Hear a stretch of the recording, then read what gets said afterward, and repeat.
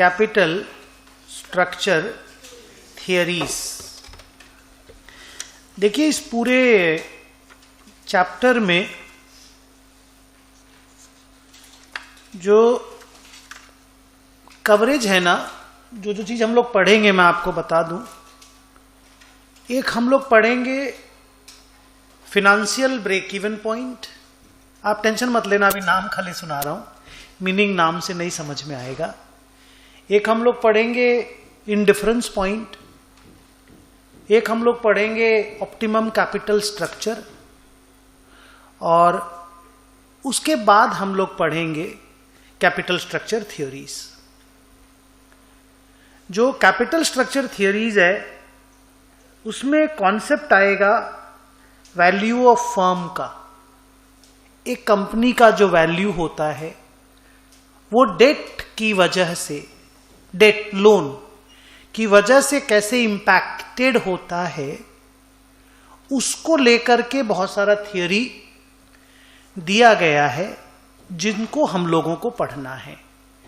मतलब कुल मिलाकर के capital structure theory is a chapter to understand the impact on the value of firm due to use of date.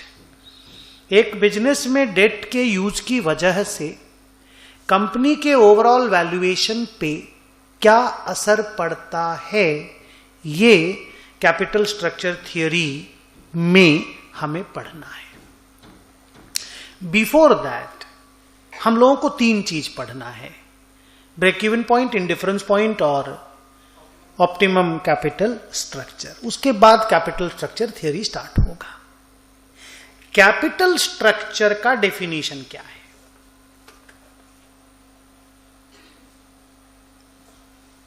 बोलना है।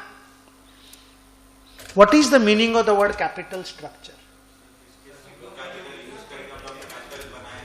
अपने टोटल कैपिटल में डेट कितना, इक्विटी कितना, प्रेफरेंस कितना, दैट इज रिटेन्ड अर्निंग कितना, that is our capital structure. So basically capital structure means the mix of debt, equity and preference in the total capital of the company. लिखो।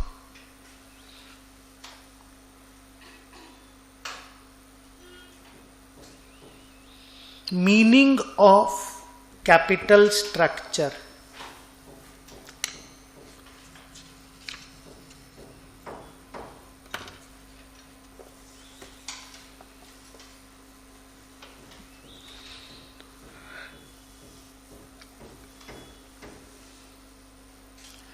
देखो capital structure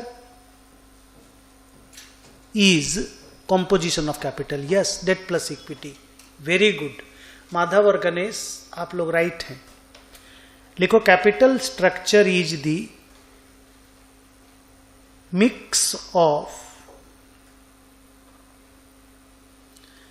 date and equity and preference.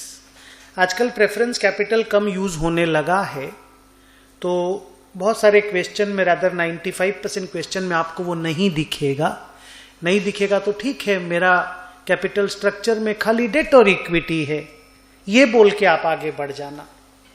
तो क्या लिखा? Capital structure is the mix of debt, equity and preference in the total capital of a firm. Firm company का दूसरा नाम है।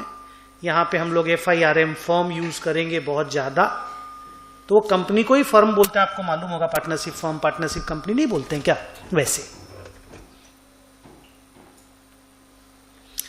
अब अगर हम आपको ये बोलें कि अगर एक कंपनी में प्रेफरेंस तो ऐसे भी नहीं है, ठीक है, खाली इक्विटी ही इक्विटी है, जीरो डेट है। क्या बोला? खाली इक्विटी फंडेड कंपनी है, बैलेंस शीट में डेट जीरो है, उसको क्या कहते हैं? उसका दो नाम है। एक नाम है ये,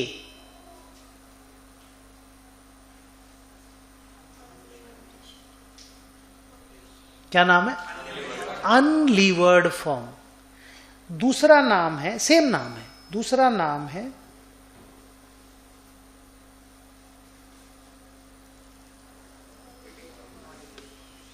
all equity form. Hello, simple है नाम। और जिसमें डेट है उसको लीवर्ड फर्म बोलेंगे। ये लिखा नहीं रहा हूं मैं, ये प्रैक्टिस में आ जाएगा, बार बार बार बार बात होगा ना तो प्रैक्टिस में आ जाएगा। ओके। अब अगर एक लाइन में आपसे एक क्वेश्चन पूछें, दिमाग में तेरे पास वेल्थ मैक्सिमाइजेशन थियोरी होना चाहिए। मैं आपको एक दिन बोला था कि सारे कॉर्पोरेट मैनेजर का एक ही गोल होता है कि शेयर होल्डर का वेल्थ मैक्सिमाइज करना। तो अगर मैं आपको बोलूं कि एक कंपनी का ऑप्टिमम कैपिटल स्ट्रक्चर क्या होना चाहिए, डेट कितना होना चाहिए, इक्विटी कितना होना चाहिए, तो तुम आंसर में फिगर मत बताना, तुम आंसर में बताना उतना डेट और उतना इक्विटी होना चाहिए जिससे उस कंपनी के शेयर होल्डर का वेल्थ मैक्सिमाइज हो। बिकॉज उससे ऊपर कोई थ्योरी नहीं है। You work for maximising the wealth of the shareholder. हमेशा बात होता है एप्पल ने ऐसा वेल्थ बना के दिया, इन्फोसिस ने ऐसा वेल्थ बना के दिया। So it's always about the wealth. Corporate managers work to create wealth for the shareholders. And what is the meaning of the word wealth? Meaning of the word wealth is market price per share. तो आपका गोल एक ही है, market price per share को बढ़ाओ। और market price क्या क्या दो फैक्टर पे डिपेंड करता है? अर्निंग पर शेयर और प्राइस अर्निंग रेशियो, केई। याद है, EPS divided by K E is the market price per share. याद होगा ये formula, MP0 is equal to E1 by K E या MPS is equal to EPS by K, याद तो होगा ही। तो ये सारा चीज हम लोग आज पढ़ेंगे इन डिटेल।